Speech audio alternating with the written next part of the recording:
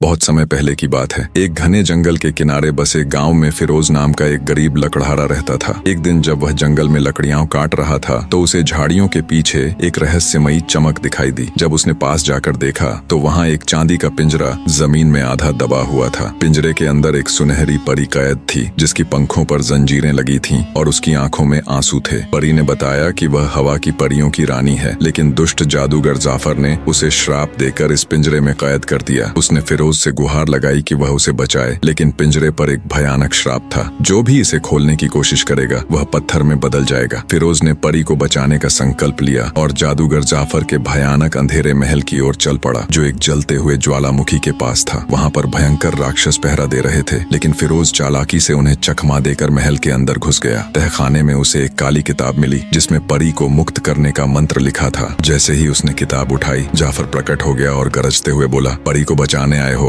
पहले मुझसे लड़ो। फिरोज बहादुरी से लड़ा, लेकिन जाफर ने उस पर आग के गोले फेंकने शुरू कर दिए। फिरोज चतुराई से बचते हुए तेजी से मंत्र पढ़ने लगा। जैसे ही उसने अंतिम शब्द बोला, जाफर जमीन पर गिर पड़ा और उसकी सारी शक्ति खत्म हो गई। फिरोज दौड़ता हुआ परी के पास पहुंचा और मंत्र पढ़ा। पिंजरा चमकते हुए टुकड़ों में बिखर गया और परी आजाद हो गई। उसने खुशी से अपने पंख फैलाए और फिरोज को आशीर्वाद दिया, तुमने मेरी जान बचाई, अब तुम्हारी हर इच्छा पूरी होगी। फिरोज ने सिर्फ एक ही इच्छा मांगी, मेरी माँ हमेशा स्वस्थ और खुश रहे और मेरे गाँव को कभी कोई तकलीफ न हो। परी ने मुस्कुराते हुए उसकी इच्छा पूरी कर दी। अगले ही दिन फिरोज के गांव में खुशहाली लौट आई। उसकी माँ ठीक हो गई, गांव में धन धान्य भर गया और सबने फिरोज को एक सच्चा नायक माना। सच्ची बहादुरी वही होती है जो बिना किसी स्वार्थ के दूसरों की मदद करे। ऐसी ही मजेदार कहानियों के लिए हमारे YouTube चैनल को सब्सक्राइब करें, वीडियो को लाइक और शेयर करें। धन्यवाद।